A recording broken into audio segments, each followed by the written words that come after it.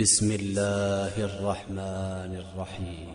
يسبح لله ما في السماوات وما في الأرض الملك القدوس العزيز الحكيم.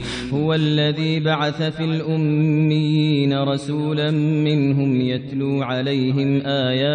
يتلو عليهم آياته ويزكيهم ويعلمهم الكتاب والحكمة وإن كانوا من قبل لفي ضلال مبين. وآخرين منهم لما يلحقوا بهم وهو العزيز الحكيم.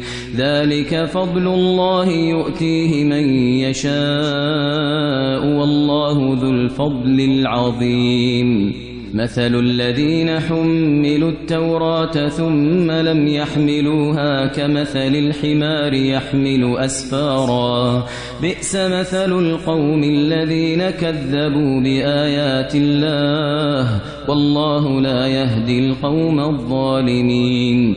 قل يا أيها الذين هادوا إن زعمتم أنكم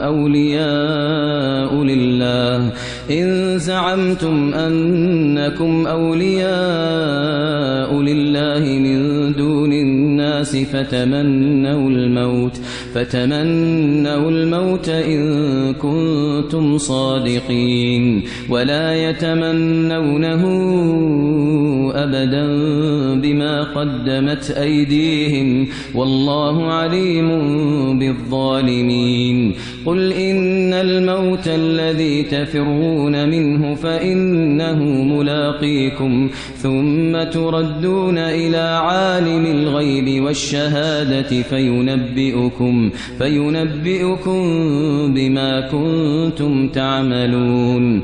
يا أيها الذين آمنوا إذا نودي للصلاة من يوم الجمعة فاسعوا إلى ذكر الله وذروا البيع ذلكم خير لكم إن كنتم تعلمون. فإذا قضيت الصلاة فانتشروا في الأرض وابتغوا من فضل الله واذكروا الله كثيرا لعلكم تفلحون. وإذا رأوا تجارة أو لهوا انفضوا إليها وتركوك قائما قل ما عند الله خير من اللهو ومن التجارة والله خير الرازقين.